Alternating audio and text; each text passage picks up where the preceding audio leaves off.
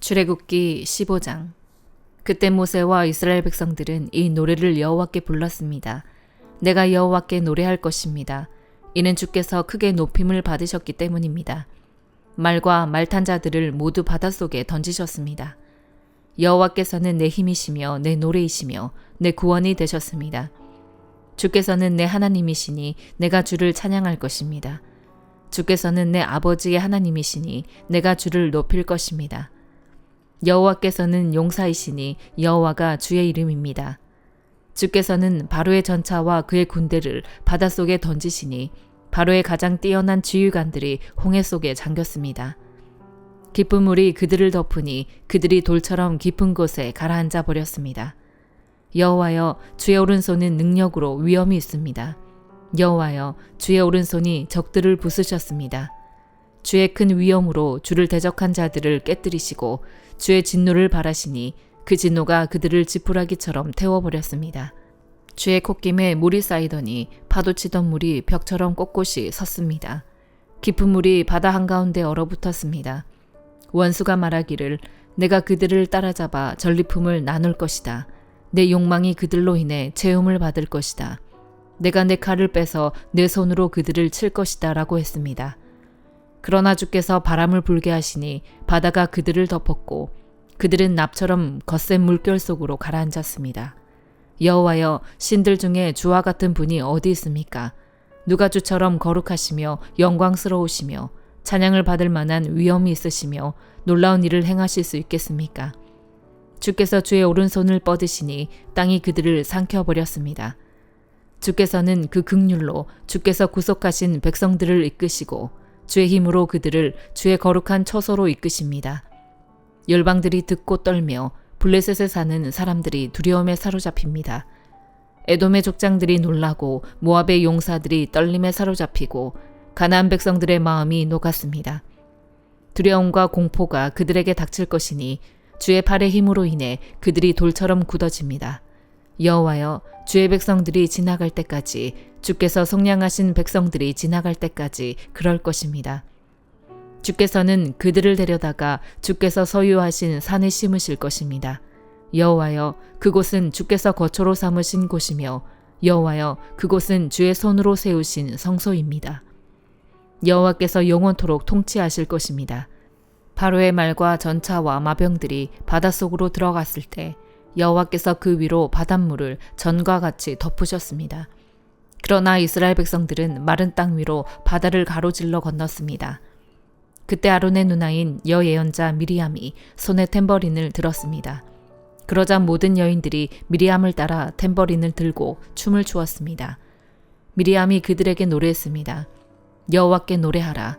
그가 영광스럽게 승리하셨다. 말과 말 탄 사람 모두를 바닷속으로 던져 넣으셨다. 그 후 모세는 이스라엘을 이끌고 홍해에서 스르 광야로 들어갔습니다. 그 광야를 3일 동안 다녔습니다.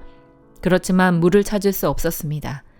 그러다가 그들이 마라에 이르렀는데 그곳 물은 써서 마실 수 없었습니다. 그래서 그곳 이름을 마라라 했습니다.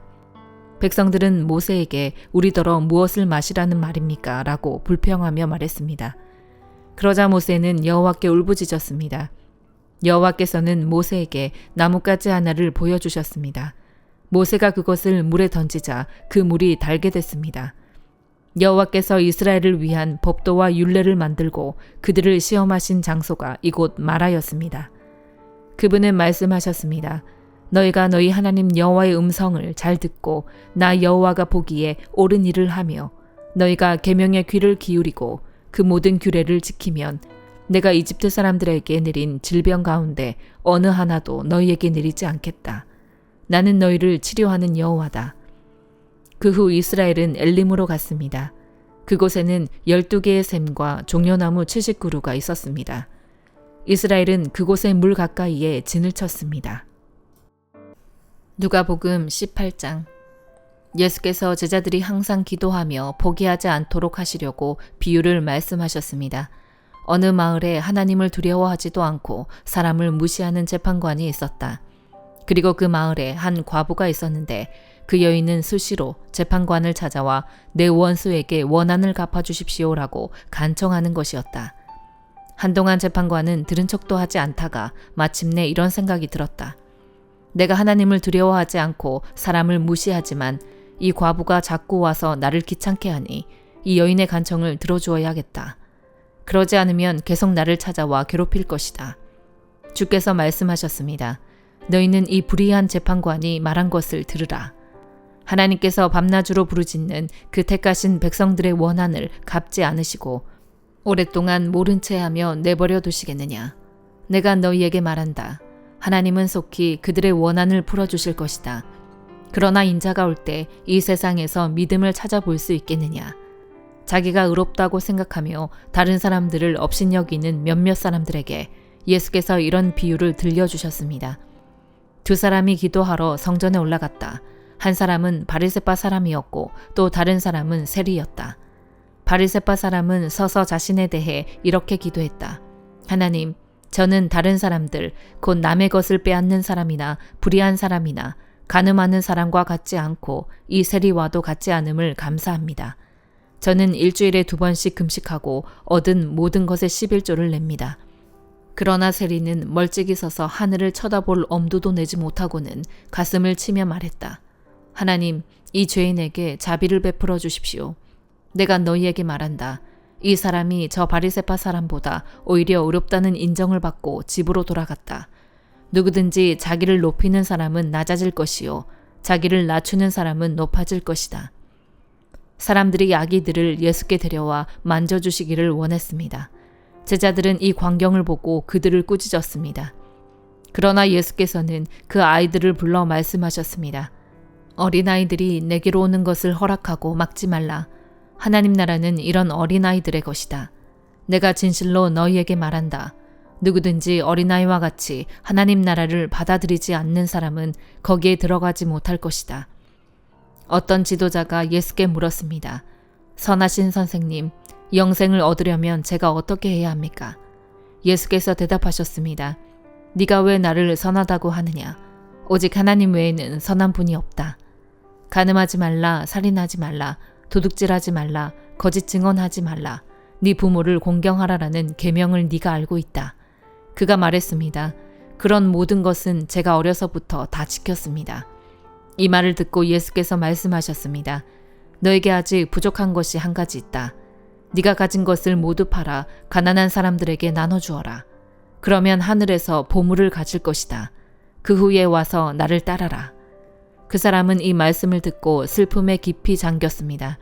그가 큰 부자였기 때문입니다. 예수께서 그를 쳐다보고 말씀하셨습니다. 부자들이 하나님 나라에 들어가기가 얼마나 어려운지 모른다. 부자가 하나님 나라에 들어가는 것보다 낙타가 바늘 구멍으로 지나가는 것이 더 쉽다. 이 말씀을 듣고 있던 사람들이 물었습니다. 그러면 누가 구원받을 수 있겠습니까?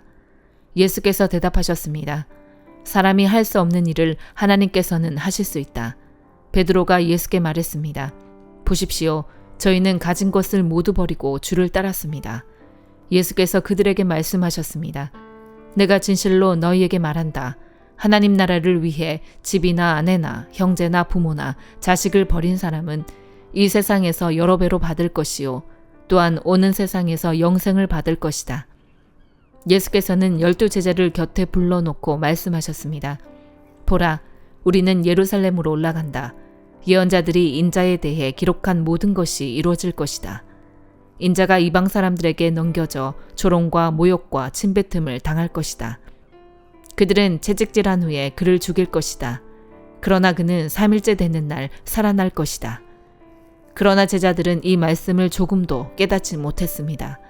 이 말씀의 뜻이 그들에게 숨겨져 있기에 제자들은 예수께서 하시는 말씀을 이해하지 못했습니다. 예수께서 여리고에 가까이 이르셨을 때 길거리에 보지 못하는 한 사람이 앉아 구걸하고 있었습니다.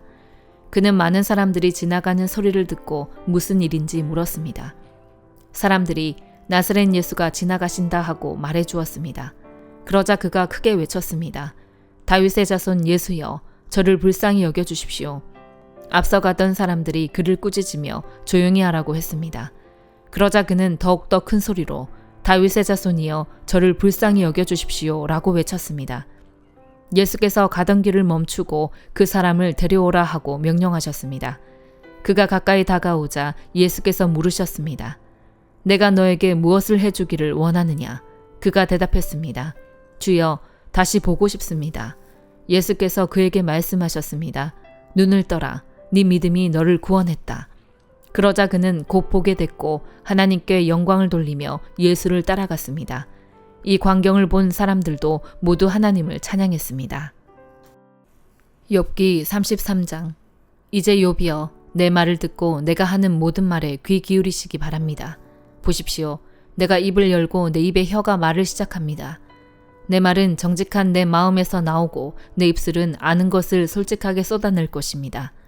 하나님의 영이 나를 지으셨고 전능하신 분의 숨이 내게 생명을 주셨습니다. 그러니 할 수만 있다면 내게 대답하십시오. 일어나서 할 말을 한번 준비해 보십시오. 보십시오. 나도 하나님 앞에서 당신이나 마찬가지며 나 또한 진흙으로 빚어진 사람입니다. 보십시오. 내가 어떻게 겁을 줘도 당신이 놀라지 않고 내가 어떻게 해도 당신을 짓누르지 못할 것입니다. 그러나 내가 듣는 데서 당신이 분명히 말했습니다. 나는 당신이 하는 말을 들었습니다. 나는 죄도 없고 잘못도 없다. 나는 결백하며 불의도 없다. 그런데 하나님께서 내게서 흠을 잡으시고 나를 당신의 원수로 여기신다. 그분이 내 발에 착고를 채우시고 내 모든 길을 가까이서 감시하신다고 하더군요. 보십시오. 내가 말하겠습니다. 이 점에 있어서 당신은 옳지 못합니다. 왜냐하면 하나님은 사람보다 크시기 때문입니다. 어찌하여 당신은 그분을 거역해 다툽니까? 하나님은 하시는 일을 굳이 설명하지 않으십니다. 사실은 하나님께서 한두 번 말씀하시지만 사람이 깨닫지 못하는 것입니다. 사람이 꿈을 꿀 때나 밤중에 환상을 볼 때나 침대에서 깊은 잠에 빠졌을 때 하나님께서 사람의 귀를 열고 그들이 받을 교훈을 거기에 인치시고 사람으로 하여금 그 행실에서 돌아서게 하시고 교만하지 않도록 하십니다. 그 영혼을 구덩이에서 지키시고 그 생명이 칼에 쓰러지지 않게 하십니다. 또는 병상에서 당하는 고통이나 뼈마디가 쑤시는 고통을 징벌로 주기도 하십니다. 그렇게 되면 입맛을 잃어버려 진수성찬도 싫어하게 됩니다. 몸이 말라서 살을 찾아볼 수 없게 되고 보이지 않던 뼈가 붉어져 나올 것입니다. 이렇게 그 영혼이 무덤 가까이 이르고 그 목숨이 파괴자들에게 가까이 다가갑니다. 그러다가 1000명의 천사 가운데 하나가 그 곁에서 해석자가 돼 그에게 무엇이 옳은지 말해줄 것입니다. 그리하여 그에게 자비를 베풀고는 그를 구해서 구덩이에 내려가지 않게 하여라. 내가 그를 위해 대속물을 찾았다고 말씀하실 것입니다. 그렇게 되면 그 몸이 어린아이의 몸처럼 새롭게 되고 그 어린 시절처럼 회복될 것입니다. 그가 하나님께 기도해 그분의 은총을 받고 그가 하나님의 얼굴을 보고 기뻐 외칠 것입니다. 그분이 그의 의를 회복시켜 주실 것입니다. 그가 사람들을 보고 말합니다. 내가 죄를 짓고 옳은 것을 왜곡시켰는데 그분은 나를 벌하지 않으셨습니다. 그분이 그 영혼을 구해 구덩이에 내려가지 않게 하셨고 그래서 내 생명이 빛을 보게 됐습니다라고. 정말 이런 일들은 하나님께서 사람에게 종종 하시는 일입니다. 사람의 영혼을 구덩이에서 돌이키시고 생명의 빛을 비추어 주시는 것 말입니다. 오 욥이여, 내 말을 잘 듣고 잠잠히 계십시오. 내가 말하겠습니다. 할 말이 있다면 하십시오. 나야말로 당신이 옳았기를 바라는 사람이니 어디 말해보십시오. 그렇지 않다면 내 말을 듣고 잠잠히 계십시오. 내가 당신에게 지혜를 가르치겠습니다. 고린도후서 3장. 우리가 또 우리 자신을 추천하기를 시작하고 있는 것입니까? 아니면 어떤 사람들처럼 우리가 여러분에게 추천서를 보내거나 여러분에게서 추천서를 받을 필요가 있겠습니까? 여러분이야말로 모든 사람들이 알고 있고 읽고 있는 우리 마음에 기록된 우리의 편지입니다. 여러분은 우리의 섬김을 통해 나타난 그리스도의 편지입니다. 이것은 먹으로 쓴 것이 아니라 살아계신 하나님의 영으로 쓴 것이며 돌판에 쓴 것이 아니라 육체의 마음판에 쓴 것입니다. 우리는 그리스도를 통해 하나님께 대해 이와 같은 확신을 갖고 있습니다. 그러나 우리는 무엇이 우리에게서 나온 것처럼 스스로 자격이 있다고 생각하지 않습니다. 우리의 자격은 오직 하나님께로부터 났습니다. 그분은 우리로 하여금 문자가 아니라 영으로 말미암는 새 언약의 일꾼이 되기에 충분한 자격을 갖추도록 하셨습니다. 문자는 죽이는 것이요 영은 살리는 것이기 때문입니다.